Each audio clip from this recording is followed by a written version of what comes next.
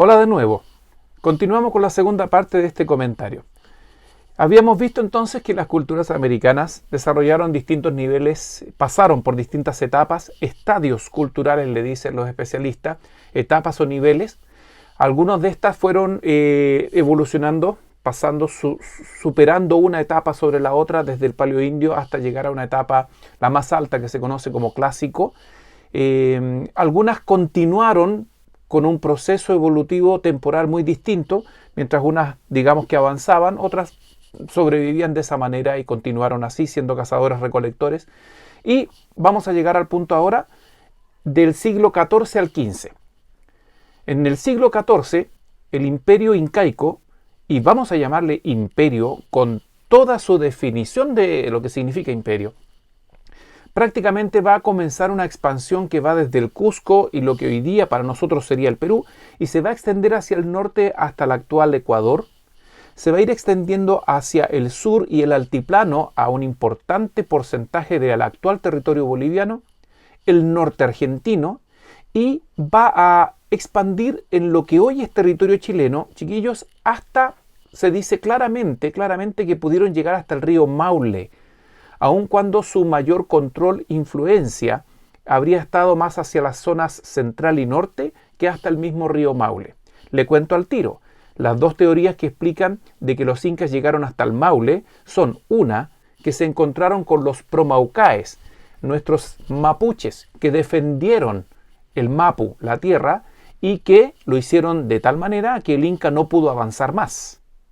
Segunda teoría, cuando el Inca llegó al sur del Maule, va a encontrarse solamente con rehues o aldeas agroalfareras, no ciudades, no riquezas en oro, que era algo que valoraban mucho, utilizaban mucho y tenían por mucha cantidad, usado en aretes, brazaletes, qué sé yo, pendientes, pecheras, etc.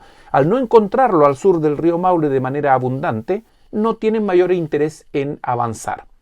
No podemos saber cuál de las dos es totalmente exacta, quizás las dos se complementan, y habríamos necesitado quizás más tiempo para saber qué habría ocurrido. Pero ¿qué es lo que está pasando entonces? Que es el enfoque de este comentario, chiquillos, el segundo, que en ese momento llega el europeo a América, llega el español a América, a México, a la península de Yucatán, a Veracruz, qué sé yo, y van a comenzar una serie de exploraciones y expediciones de descubrimiento y conquista de manera organizada privadamente, como lo hemos señalado en comentarios anteriores, pero con el patrocinio de la corona española, para llegar entonces así, obvio, al mismo Cusco, para conquistar de una manera muy particular al tremendo imperio inca.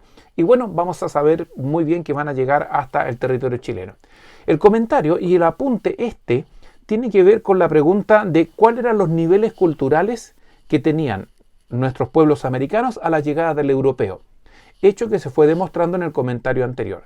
Ahora, cuando el europeo ha llegado, el español ha llegado al actual Perú, al mundo incaico, y va a llegar a partir de 1536 al actual territorio chileno, la verdad es que debemos saber qué niveles culturales allí había y cuáles de estos recibieron la influencia inca, porque fue, sinceramente, un imperio gigantesco. Si lo comparamos con los territorios actuales de Ecuador, Perú, Bolivia, norte argentino, norte chileno, Chile central hasta el Maule.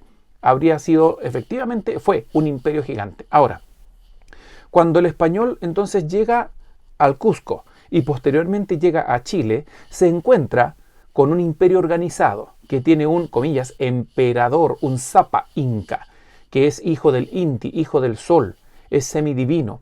Están organizados de una manera en la que han concebido la idea del Estado. Trabajan para el Estado, son parte del Estado, es un sistema único y exclusivo, es un sistema definido por el profesor Gonzalo Ampuero, director por muchos años del Museo Arqueológico de La Serena, como un sistema andino, único, propio. Algunos han hablado de una especie de imperio tipo socialista, pero no lo fue así. Es un imperio que no necesita copiar modelos posteriores o de otras partes. Fue exclusivo y único. Los incas, entonces, todos sus territorios eran dominados a través de varias formas. Y evidentemente las culturas chilenas o las culturas del actual territorio chileno se van a ver sometidas a este tipo de dominio. Bueno, en primer lugar es un dominio militar, político, porque fueron conquistados. Segundo lugar, los incas van a respetar las creencias locales, pero van a imponer su religión, sus mitos, sus dioses y su adoración al Inca como hijo del sol.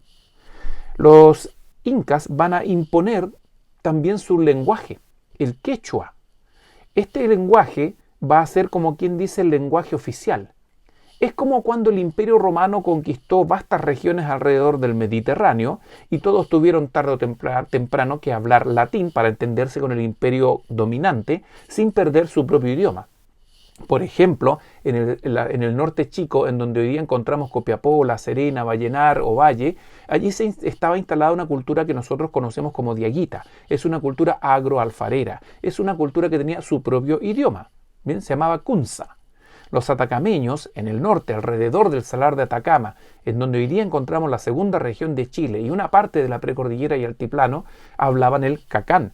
Tenían sus propios idiomas, pero tuvieron que aprender el quechua, ya que era el idioma de quien dominaba.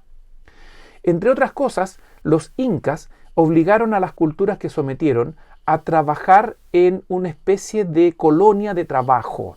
Era una captura en donde podríamos decir que voluntariamente trabajaban para el Estado los que eran parte de este mecanismo llamado el mitimae, que era durante un tiempo determinado salir de tu comarca, ir a trabajar para el Estado en las regiones agrícolas, pesqueras en menor grado, pero fundamentalmente agrícola, la construcción, porque los incas fueron extraordinarios arquitectos, así como también la administración de, podríamos decir, el pastoreo y la ganadería de estos inseparables y valiosísimos mamíferos y auquénidos del norte chileno, sur peruano, altiplano boliviano y hasta la Patagonia, como se dijo en el comentario anterior. Ellos entonces controlaban así también la economía y la producción.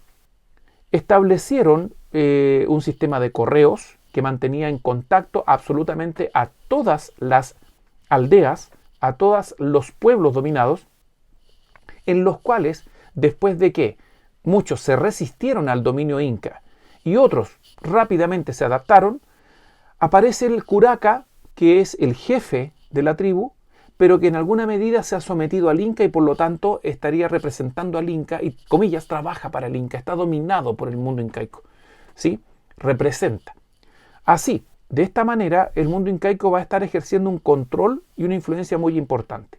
Cuando llegan a ciertas áreas o regiones en donde la productividad agrícola no es como la que ellos lograron desarrollar en aquella zona de altas lluvias en la cordillera peruana, resulta entonces que van a ejercer una influencia gigante porque les van a enseñar a estos otros pueblos el cultivo en lo que nosotros llamamos terrazas, que son como una escalera en la montaña. De manera tal que el agua no baja ni se pierde, sino que se va posando en las escaleras y se puede desarrollar el cultivo. Es una obra de ingeniería espectacular por parte de los incas y que se va a enseñar y practicar en los valles en donde encontramos, ¿no es cierto?, ciertos desniveles y los pueblos, llamemos locales, comillas, chilenos, van a aplicar esta enseñanza. Ahora, ojo, la influencia incaica va a alcanzar también a nivel cultural, puesto que el desarrollo de la alfarería va a tener dibujos incas, diseños incas, colores que antes no se aplicaban a los jarrones, a los utensilios de madera, a los, llamemos, recipientes de semillas, granos, etc. Y van a tener entonces hasta una influencia respecto a cómo pintar, el diseño con el cual se va a dibujar, etc. alrededor, ¿no es cierto?, rodeando la vasija a la que me estoy refiriendo. Obvio, chiquillos, todo esto sin lugar a dudas hay que verlo. Y para eso tenemos excelentes materiales en YouTube.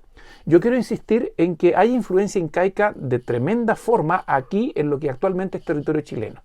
Nos dominan, como ya dije, desde el idioma hasta aplicación de conocimientos para la irrigación y el desarrollo de cultivos en terrazas, así como su influencia religiosa, su influencia, dije, en el idioma. Y, entre otras cosas, los incas van a traer a América textilería. Me explico, antes también había textiles, pero los dibujos de la textilería de estas mantas también van a cambiar por la influencia inca. Finalmente, ¿con quiénes se encuentran los incas? En lo que hoy día es Chile, vamos a encontrar varios niveles culturales diferentes. Todavía van a quedar algunos cazadores recolectores paleoindios en el extremo sur, Pero luego, lo que más vamos a tener en Chile van a ser cazadores-recolectores arcaicos que están en un proceso también de transición para conocer algo de agricultura o al menos saben que existe, pero van a practicar comercio, en serio, comercio, trueque, con estos pueblos que sí ya están asentados en aldeas, en un pucará, como sería el de los atacameños, por ejemplo. Ahora bien, en el extremo norte vamos a tener aymaras, atacameños, que son culturas agroalfareras. En la costa, los conocidos changos, que son pescadores y recolectores de mariscos, algas, así como también crustáceos. En el norte chico chileno, en las regiones hoy día actuales sur de la tercera y toda la cuarta región hasta más o menos donde hoy están los vilos, vamos a encontrar allí un pueblo que tenía una de las cerámicas con dibujos más lindos de toda América, que son los dieguitas.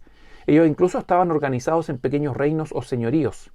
Los dieguitas son agroalfareros, conocen también la metalurgia, al igual que los atacameños, desarrollan una textilería preciosa y una alfarería que allí es donde más se nota la influencia incaica más adelante.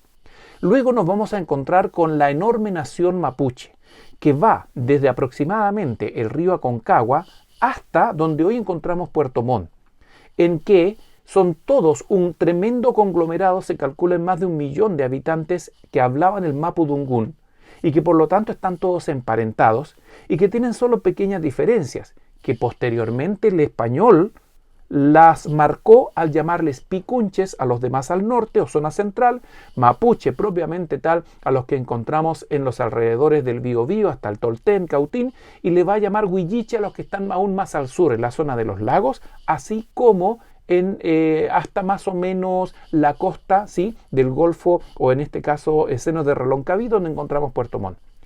Hay cazadores recolectores canoeros en todas las islas del sur y también cazadores andinos en toda la cordillera. Frente a Santiago van a estar un pueblo llamado Chiquillanes, más hacia el sur vamos a encontrar a los pehuenches que viven del piñón, el pehuen, y los tehuelches en toda la zona de la Patagonia andina. ¿Me explico? Bien. Esto obviamente mirando un mapa se entiende mucho mejor, que no es el objetivo de estos comentarios. Pero ¿hasta dónde llegan los incas? Hasta el río Maule.